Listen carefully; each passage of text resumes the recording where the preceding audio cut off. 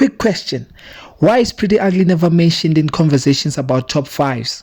Why is he never mentioned with the likes of our Nasty C, Aries, Blakey, Shane Eagle, MT and them? Let me put it this way. Why doesn't SA Hip Hop respect Pretty Ugly?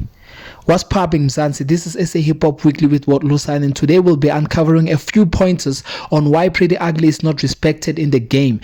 And if you haven't subscribed to the channel, it will be best you do it now. Alright, let's get it. Life is crazy. I've been drowning in a lot of sorrow lately.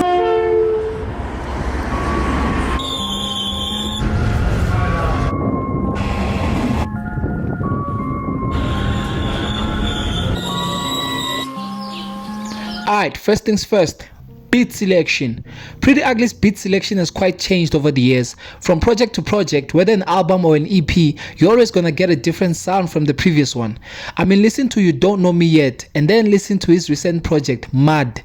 The beat selection is way too different from the other. But also, 2016 was a different era for SA Hip Hop, so he had to make an impact, hence the beats and the type of raps he was doing back then. But also, again, hip hop evolves over the years, and I feel like he decided to go back to the 90s and chose boom bap type of beats in a time where the audience don't appreciate or listen to that kind of sound now in 2022. Hence his latest two projects don't seem to be doing as well as everybody else's.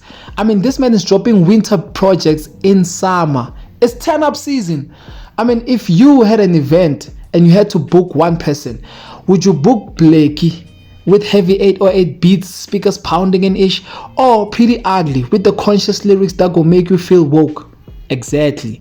Which leads us to the next point, which is timing.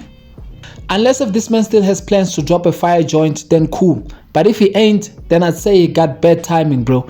And I say that because this man is dropping boom bap hip hop in a time where everybody else in the game is fighting for the #1 spot. And to do that, you gotta drop hits after hits after hits, no violence. Pretty Ugly is not dropping radio charting songs, bro. He's not dropping Billboard songs, Spotify and Apple Music #1 songs right now. He's busy dropping music that only a few people don't want to or want to listen to at this time of the year. He's dropping music you listen to alone in your room, thinking about life.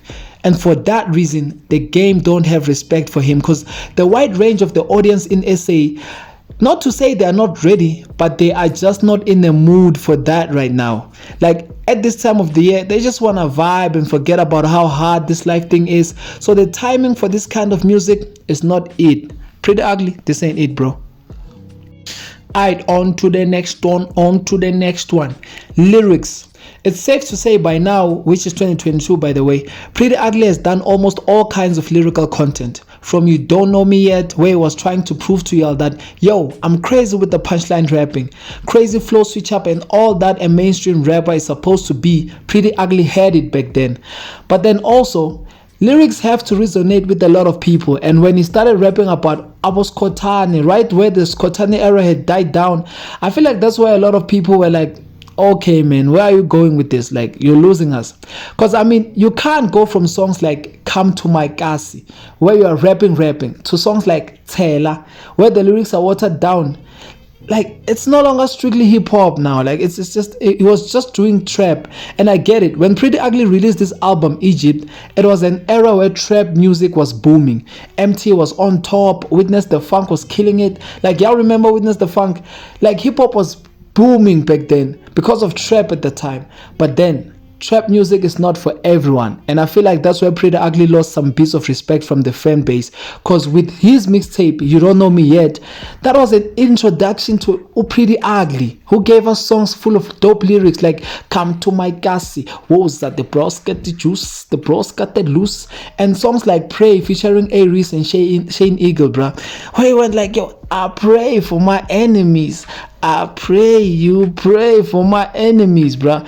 And then on the next project, we get songs like Taylor. I'm fit like, nah, dog. Like, you really lost us there. And I mean, the beat was dope, but nah, bro. And then on top of that, you come with projects where the lyrics are too conscious. The lyrics on Soil and Mud are lyrics for woke people, bro. And I'm not saying it's a bad thing, because these are the type of projects that people appreciate only later in life. They might not catch the whole vibe now, but later in life, they just might. Like, who knows? And also, no one is dropping concept albums nowadays, bro. in 2022, Priddy Ugly is the only rapper dropping concept projects in 2022, and that's why people do not resonate with him. People's mindsets right now is just, we just got out of a stressful pandemic. People lost a lot during the pandemic. Like, I don't need to be listening to some conscious rap right now. I just want to vibe. I want to rap recklessly. I don't want to be out here acting woke. Hence why the lyrics do not resonate with the people right now. The last point I want to discuss is image. The image you want to portray to people. The kind of rapper you want to be in the eyes of fans, because an image is quite important in the entertainment industry, and maintaining that image is as important as well. Now with Priddy Ugly, I don't know what kind of an image he's portraying anymore, because there's been different kinds of people in the game the past few years. From being a rapper, that promising kid from Kasi, to being a Skotane rapper, to being a cocky cheese boy nigga from Kasi, and for the longest of time, he did look like that cheese boy, man. Like the one from Kasi, you know those ones. Those, my family is not rich, but we kinda rich. So I grew up spoiled, so ngeke ungitshele next. Like, a PlayStation ngayidlala ngisaseyintwana, like when we cover njengobumdala type of niggas. Like, yeah, it looked like those, and that type of image, unfortunately, it doesn't sell in the industry. Which image sells? I grew up with nothing, came straight from poverty, but that didn't stop me from making it, so I kept grinding, and look where I'm at now. Like, I was schooling next, man, just popile. Like, it's the type of content this industry loves to sell the most, especially here in SA. So that Cheese Boys, Kotane, Priddy Ugly era didn't help in gaining respect from hip-hop itself. And also, containing image. If you want to come out as a real nigga, ain't scared of nobody, I can go at anybody I want, then maintain that image, dog. Cause this whole dissing niggas and then they reply, you say shit like, nah, gents, like, I didn't mean it that way. Like, mina bengithi or purchase steak, namngayidla type of shit. Like, nah, man, that has to stop. Cause if we're a rapper, let's rap. Cause Priddy dissed a lot of niggas in 2021, like namely Nasty C, Casper Nyovest, Shane Eagle, A-Reese and them. And when A-Reese replied with tough luck on me, try somebody else, don't put your stress on me, Priddy Ugly went quiet. Like, it wasn't even a strong reply, dog. It was a soft reply. Like, if you think you're gunning for me and we're gonna have a back and forth, then tough luck, bro. Like, don't put your stress on me. But like, it was not even that hard, but it was hella disrespectful. Like, for you to say me nang stress and I'm down bad and ish, like, I feel like he started this whole thing. Priddy Ugly started this whole thing. Therefore, he should have replied to tough luck, dog. But next. And then recently, Mr. Ararepeng Bafetu, Young Tyrant drops a joint and he dissed Priddy Ugly. Calls him a cat, if you know what I mean. And then what does Mr. Ararepeng do? He goes on Twitter. Twitter. Like, not on the mic, not in stew, on Twitter, dog. I mean, nigga, you started this thing. Like, you went at everybody. Now that someone is stepping up on you, you are promising them hands. Like, come on, bruh. Like, you diss everyone and one person disses you and your response is saying so shy. Like, nigga, what happened to Ararepeng Buffet? Like, all this energy just makes you look kinda weak, bro.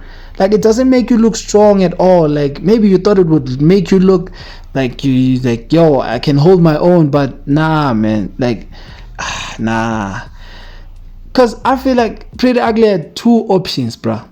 Either he should have just kept quiet, or he should have went straight to the studio, bruh. Like, simple. Just those two options. So this whole Twitter thing that he just did here, like, it makes, like, that's one of the things that makes people lose respect to you. So yep, that's my piece. If you feel like you want to add something to this piece, don't hesitate to share your views in the comment section. Don't forget to like and share, and most definitely don't forget to hit the subscribe button. This has been SA Hip Hop Weekly with Walt Lucine. I'm out. Peace.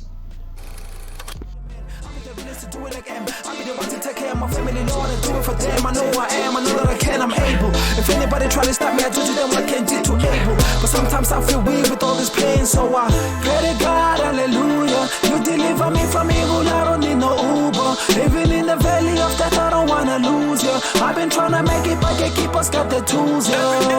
And the bitch trying to murder me. And she controlling me. cheating